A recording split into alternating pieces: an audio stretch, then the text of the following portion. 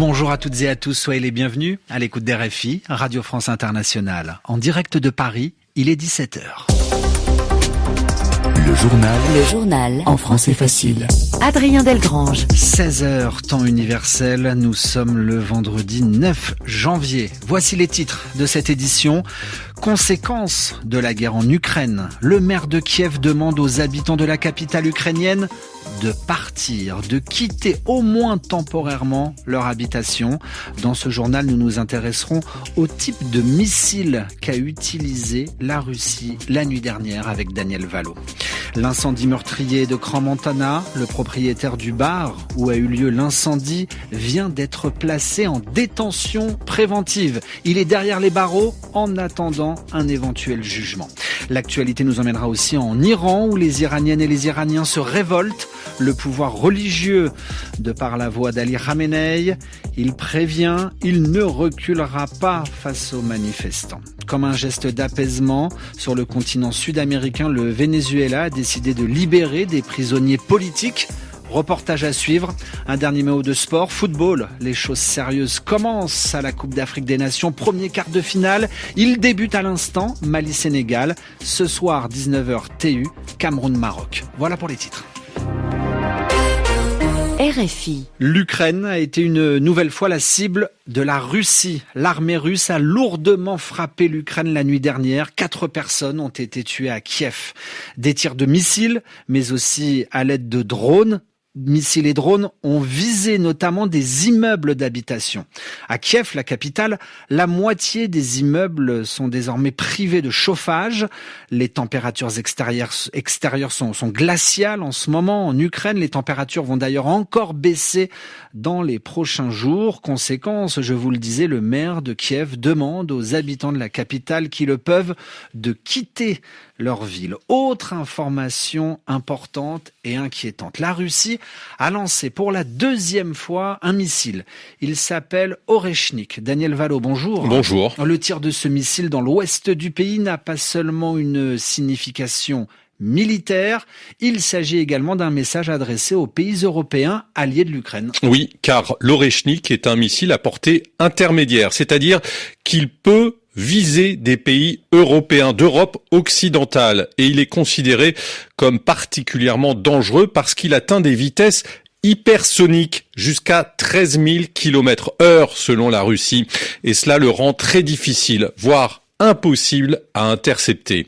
Ce missile hypersonique de nouvelle génération a déjà été utilisé une première fois en novembre dernier, mais cette fois, il a touché l'ouest de l'Ukraine, la région de Lviv qui n'est pas éloignée de la Pologne et c'est en cela qu'il s'agit d'un message adressé aux pays européens. Dans un contexte très précis, celui de la réunion à Paris cette semaine de la coalition des volontaires. Lors de cette réunion, Londres et Paris se sont engagés notamment à déployer des soldats en Ukraine en cas de cessez-le-feu. Hier, la Russie a réagi avec beaucoup de virulence en qualifiant ce plan de déclaration militariste. En tirant un missile balistique non loin de la frontière polonaise, la Russie joint en quelque sorte les actes à la parole et envoie un signe très explicite de défiance et de mise en garde à l'encontre des alliés européens de l'Ukraine. Ils ont d'ailleurs réagi depuis avec ce tir de missile de dernière génération, merci Daniel Valo, appelé Oreshnik. La nuit dernière, 3 pays, l'Allemagne, le Royaume-Uni et la France disent que c'est une escalade qui est inacceptable. L'ONU réclame une enquête indépendante sur les morts lors des manifestations en Iran. On ne connaît pas encore le nombre exact de personnes décédées pendant ces manifestations. C'est simplement que le pays s'embrase depuis 13 jours. Des manifestations ont lieu à Téhéran, la capitale, et dans de nombreuses villes du pays. Le guide suprême affirme que la République islamique ne reculera pas face, je cite, à des vandales. L'ayatollah Khamenei s'est exprimé aujourd'hui pour la première fois sur ce sujet en direct sur la télévision d'État. RFI à Paris, 17h05, journée de deuil national en Suisse. Le son des cloches à 14h dans tout le pays, des silences, des larmes et des discours. La population suisse a rendu hommage aux victimes de cet incendie dramatique dans un bar de la station de ski de Crans, Montana, la nuit du Nouvel An. Cet incendie a causé la mort de 40 personnes et en a blessé 116. Parmi les prises de parole, écoutez celle de cette jeune femme qui a vu le drame. Ce soir-là, nous entrons dans un bar en face du Constellation pour boire un dernier verre. Le cœur léger, l'esprit dégagé. Mais très vite, tout s'est figé. Un silence pesant envahit la pièce. Dehors, la scène est pire que dans un cauchemar. Les cris stridents résonnent dans le froid glacial. L'odeur de brûlé est insupportable. C'est une scène apocalyptique. Ce que nous avons vu ce soir-là, nous ne pourrons l'oublier. Mais nous pouvons le transformer en force. Alors aujourd'hui, nous rendons hommage. À vous qui êtes partis trop tôt, à vos rêves interrompus, à vos voix que le silence a remplacées. Pour les familles, faisons en sorte que cette douleur ne soit pas vaine. N'attendons plus pour dire à nos proches qu'on les aime. Vivons intensément, ici et maintenant. Sachez que cette journée a aussi été marquée par le placement en détention d'un copropriétaire du bar français, Jacques Moretti. Le Venezuela, avec cette petite ouverture, le pays a annoncé la libération de plusieurs prisonniers politiques. Et sur cette liste des personnes concernées, en Colombie, l'espoir renaît pour les familles comme celle de Javier Giraldo. Reportage Marine de la Moissonnière. Embajador, buenas tardes, ¿cómo está? Habla con Joan Giraldo. Un coup de fil à l'ambassadeur de Colombie au Venezuela, puis un texto de son père, Javier, depuis la prison où il est détenu près de Caracas depuis plus de 4 ans. Et enfin, Joan Giraldo commence à y croire, son père pourrait bientôt être libre. Je suis tellement heureux. Quand je vais le retrouver, on va en profiter. Je vais le serrer dans mes bras, faire la fête, l'emmener au restaurant, lui amener ses petits-enfants. Mais Joan Giraldo se demande comment va son père, âgé de 70 ans. Les quelques informations que Javier Giraldo a pu envoyer à sa famille, grâce à des gardiens qui le laissent parfois utiliser leur téléphone, font craindre le pire.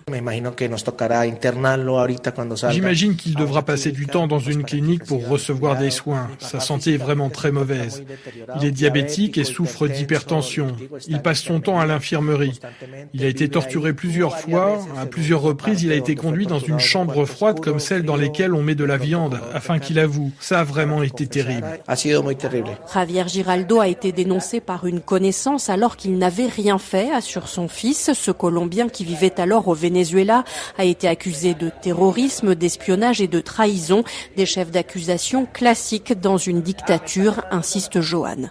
Marine de la Moissonnière, Cucuta, RFI. Football, Coupe d'Afrique des Nations. À l'instant, Mali-Sénégal vient de débuter pour une place en demi-finale. Mais nous nous intéressons à un autre match avec vous ce soir, Antoine Grenier. Cameroun-Maroc. Duel de Lion, duel de grands au palmarès. 5 Coupes d'Afrique pour le Cameroun, 1 pour le Maroc. Mais sur les années précédentes, la domination penche côté Lion de l'Atlas. À domicile, premier au classement africain, invaincu en match officiel depuis la CAN en Côte d'Ivoire. David Pagou, le sélectionneur camerounais, laisse donc volontiers le statut de favori aux joueurs de son homologue, Walid Regragui. Le passé ne garantit pas l'avenir, surtout en football. Et on oublie très vite. On pouvait être très très performant hier et aujourd'hui vous êtes le flop. On va vous critiquer. Donc on ne va jamais dire ici que le Cameroun est favori. Parce que non, le Maroc est le favori naturel, demi-finaliste d'une Coupe du Monde. On sait qu'on aura un match difficile contre une très bonne équipe. On va essayer de les challenger, voilà. Pas favori, mais pas moins ambitieux pour autant. Le succès face aux Sud-Africains en 8e a convaincu les Camerounais de leur chance dans cette CAN. Une question d'état d'esprit, estime le milieu défensif Junior Onana. Après, ça c'est notre ADN déjà. Notre ADN des Camerounais, on est comme ça, on a une bonne joie de vivre. Et je pense que c'est ça qui nous aide aussi. Tout ce qui nous importe, c'est la victoire. Après, le reste, tout ce qui est autour, ça ne nous regarde pas. Nous, On veut gagner le match et se qualifier. Des Lions indomptables dans leur bulle, entre discipline et tradition. Antoine Grenier, Benjamin Availlou, Rabat, RFI. Amateurs de football, ces matchs sont à suivre quand vous le souhaitez sur notre site internet rfi.fr.